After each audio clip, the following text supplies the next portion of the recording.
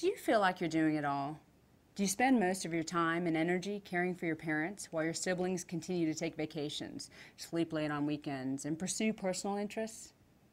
Are you sacrificing your own health and sanity to be a caregiver while your brother and sister, spouse, or other family members rarely lift a finger to help? Are you sick of going it alone?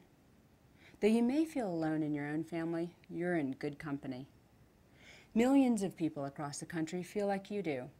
In fact, in a recent survey, 76% of family caregivers, most of them women, said they don't receive help from other family members. As exhausting as caregiving can be under any circumstances, it's even more tiring and frustrating if you're surrounded by family members who don't seem to want to help. In fact, many people say that dealing with unhelpful siblings is one of the most stressful aspects of caregiving. Fortunately, being a caregiver doesn't have to be a one-person job, even in a family full of seemingly self-centered or reluctant individuals. It will take effort and ingenuity, but in most cases, you can gain the cooperation of siblings and other family members and get them to help you where you need it. Here are some specific strategies to help ensure you won't have to go it alone. Let them know you need them. If you don't ask for help, they won't know. Consider caring styles. Some people are more service-oriented. Some people like to spend quality time. Don't discount men. Don't forget about the husband, the son, the brother-in-law. They can help in the caregiving too. Show them the money.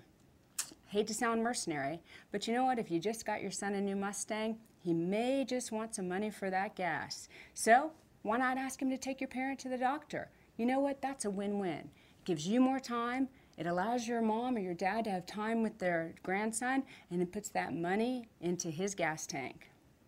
Hold your criticism. It's really critical that you let people do things the way that they like to do it. You may think you can do it faster or you can do it better, but you need to make sure you hold your criticism.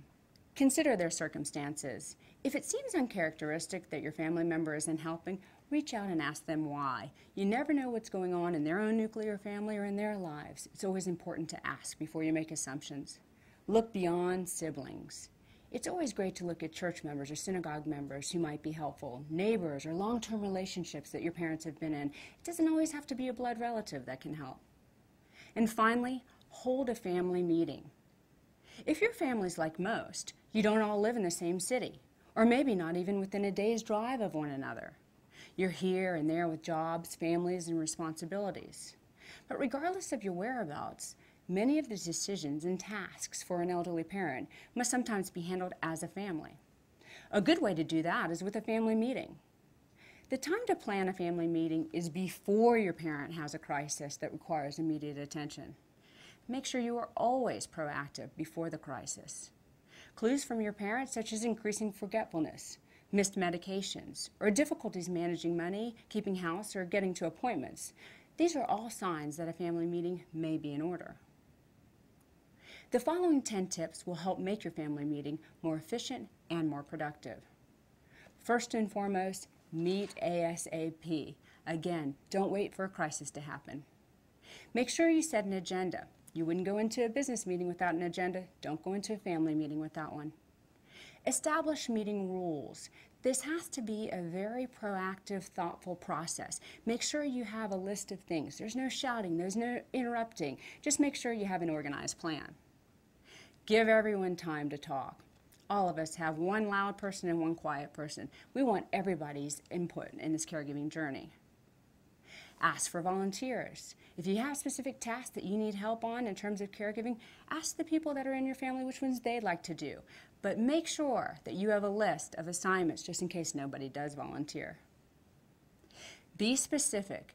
If you and your husband are going on that romantic vacation for a week, March 14th through 16th, don't say, hey guys, I need some help during this time period. Say specifically what dates and what time you want your parent picked up and ready to go.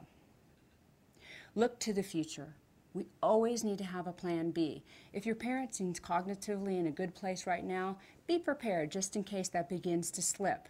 Look to the future in terms of your family caregiving meeting as well. Never close a meeting without another meeting set. Establish a spokesperson. This is a critical point. There should be one person that talks to the medical teams, that talks to the rest of the external support team, and then again turns around and communicates to the family. You don't want too many people involved, or you might have a challenge in terms of lines of communication. And finally, request a break. You deserve it, you need it, and you cannot do it without caring for the caregiver.